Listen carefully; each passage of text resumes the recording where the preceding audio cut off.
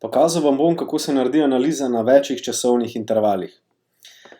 Zdajle gledamo dnevni interval na avstralskem dolarju dolar. Se pravi, cena je v padajočem trendu. V padajočem trendu, od tukaj je začela, naredila je novi lower low, tako da vemo, da je padajoči trend. Naslednji korak je, da označimo glavni support oziroma glavno dno. Glavno dno tvori, tako kot smo rekli, minimalno dve točki. Ena točka, druga točka. To je na dnevnem časovnem intervalu. Zdaj, če ga pogledamo na 4-urnem intervalu, naredimo isto. Se pravi, označimo najvišjo točko in pa najnižjo točko, ki smo jo označili že prej. Zdaj, zelo dobro je, da recimo, da ločimo po barvah, da vemo, katera je od dnevnega, katera je od 4-urnega, katera je od 1-urnega in na koncu, katera je od 15-minutnega intervala.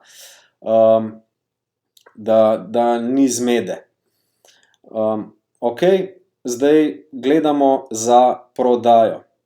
Naš target je pri supportu, pri najnižjih točkah na dnevnem intervalu.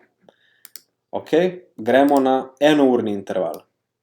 Na 1-urnem intervalu zopet potegnemo najvišjo in najnižjo točko. Najvišja točka in pa support, najnižja točka. Tukaj spremenimo spet barvo, damo, ne vem, zeleno, recimo pa tole plavo in gledamo za prodajo. Zdaj najboljše je, če cena prebije ta range. Range je, da se cena odbija med supportom in rezistansom. Se pravi, v tem primeru mi gledamo za prodajo pod supportom od 15-minutnega intervala s targetom pri supportu od dnevnega. To bi izgledalo takole. V primeru, da cena prebije 15-minutni časovni interval, mi še vedno vemo, da smo v padajočem trendu in bomo gledali za prodajo pri 4-urnem intervalu. Zopet s targetom pri dnevnem intervalu. Zdaj pa tako, mi probamo vedno imeti čim boljši risk-reward ratio. Se pravi, da riskiramo čim manj in dobimo čim več. In zdaj, če že pogledamo razliko, recimo, da vstopimo po končani svečki, vstopimo v sell oziroma v prodajo in damo stop loss oziroma to, kar želimo riskirati, nad 4-urni interval, target imamo pa pri dnevnem. Se pravi, tukaj je 2,22. Če riskiramo 100 evrov, da bomo dobili 222 evrov. Ok, zdaj pa da vidimo, če lahko še izboljšamo vhod in gremo na 15-minutni časovni interval. Pri 15-minutnem časovnem intervalu je pa resistance in support enak kot pri 1-urnem intervalu, s to razliko, da lahko stop loss damo nad najvišjo točko od 15-minutnega. Prestavimo 15-minutni, stop loss, target ostaja isti pri dnevnem časovnem intervalu. Se pravi, v tem primeru imamo pa risk reward 10,86. Se pravi, riskiramo 100 evrov, da dobimo 1086 evrov. Tako da analiza se vedno dela iz višjega intervala proti nižjemu intervalu. Vedno začnemo dnevni interval, 4-urni interval, 1-urni interval in na koncu, ne vem, izvršitev trada na 15-minutnem intervalu. Nikoli ne naredimo analize na 15-minutnem in gremo potem na dnevni interval. Tako da vedno gremo od višjega proti nižjem intervalu. s tem, da imamo target na višjem intervalu, stop loss probamo imeti pa na nižjem, zaradi tega, ker bo posledično bo stop loss nižji. Tako da na koncu bo večji risk reward, če bomo imeli stop loss na nižjem intervalu in pa target na višjem intervalu. Ok, naslednji primer je na evro novozelandskem dolarju, dnevni časovni interval. Cena je začela, naredila je higher high, higher low, preboj strukture, higher high, higher low. Označimo. To je v tem primeru zdaj support in pa tukaj je resistance. Zdaj vemo, da je cena v naraščajočem trendu.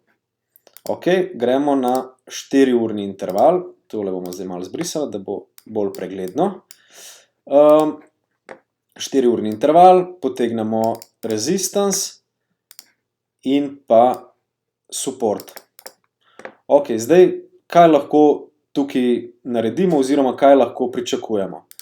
Zdaj, glede na to, da smo v naraščajočem trendu in da je bil tukaj zelo močan bullish momentum candle, lahko pričakujemo ali preboj strukture, retest in nakup oziroma double top, odboj od rezistansa, odboj od supporta, preboj rezistansa in nadaljevanje naraščajočega trenda. Zdaj, v tem primeru bomo mi šli na še nižji časovni interval in sicer na enourni časovni interval. Ok, na enournem časovnem je zadeva zelo podobna. Se pravi, glede na to, da smo v naraščajočem trendu, gledamo izključno za nakup.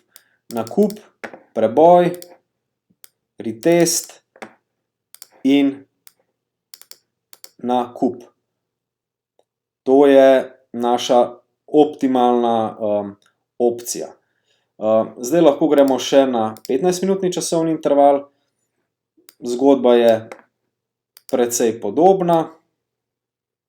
Naraščajoči trend, tole zbrišemo.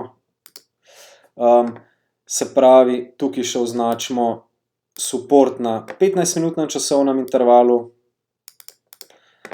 Tako da za boljši vhod lahko gledamo za nakup od supporta na 15-minutnem časovnem intervalu ali pa, kot smo prej rekli, preboj strukture, retest, se pravi, da se cena vrne nazaj in potem nadaljevanje naraščajočega trenda. Kako bi pa postavili stop losse in pa kje bi imeli vhod? Bi imeli pa takole, se pravi, narisali bi support, narisali bi resistance, tukaj lahko vidimo, da lahko še potegnemo za nazaj, da je še bolj accurate oziroma še bolj zanesljiv in da bi recimo vstopili v nakupno pozicijo ali po preboju, kot smo prej rekli, stop loss bi imeli ali takoj v notranjosti strukture, to je bolj agresiven stop loss, oziroma pod rangeom na M15. To je ena varianta. Druga varianta je pa, da se cena vrne do supporta in tukaj gledamo za nakup in imamo stop loss pod prejšnjim higher lowom. To je v tem primeru je bil prejšnji higher low, stop loss damo pod njega in target mora biti vedno vsaj 1:1 oziroma več. Tukaj je v tem primeru točno 1:1. Targete pa pol gledamo recimo na višjem časovnem intervalu, se pravi, če imamo stop loss v tem primeru tukajle, gledamo target na dnevnem intervalu Pogledamo, kje so kakšne močne cone. V tem primeru je močna cona tukaj. Tukaj je bilo največ odbojev in potegnemo recimo target do sem. V tem primeru je to 5,58, se pravi, če riskiramo 100 evrov, dobimo 558 evrov. Lahko naredimo analizo še na Ethereum dolar, dnevni časovni interval. Za začetek potegnemo glavni support. To je glavni support, tukaj je naš končni target. Potem označimo dnevni support. Do tukaj gledamo za naš prvi target in to je naš končni target. Zdaj pa lahko kar iz dnevnega preskočimo recimo na 15-minutni časovni interval. Vemo, da je cena padajoča in da gledamo izključno za prodajo. Kaj naredimo? Označimo support na 15-minutnem intervalu in pa resistance prav tako na 15-minutnem intervalu. Zdaj, kje bomo mi vstopili v prodajo? Izključno po preboju strukture, retestu in šele na to bomo prodali s prvim targetom pri trenutnem lovu na 15-minutnem časovnem intervalu in s končnim targetom na dnevnem časovnem intervalu. Vedno pa lahko spremenimo smer, se pravi, lahko se Ethereum dolar v tej točki obrne in začne naraščati, se pravi, da gre iz downtrenda v uptrend. V tem primeru za uptrend bi pa gledali izključno preboj strukture oziroma rezistansa, korekcija nazaj. V tem primeru bi potem iz rezistansa postal support in na to nakup. Zdaj vam lahko pokažem še analizo na Applu. To pride pa bolj v poštev za investitorje oziroma za ljudi, ki želijo dolgoročno ostati v poziciji, ampak še vedno kupiti oziroma prodati pri najboljši možni točki. Naredimo support. Support in pa resistance. Zdaj, Apple je v dolgoročnem uptrendu. Dela higher highe in pa higher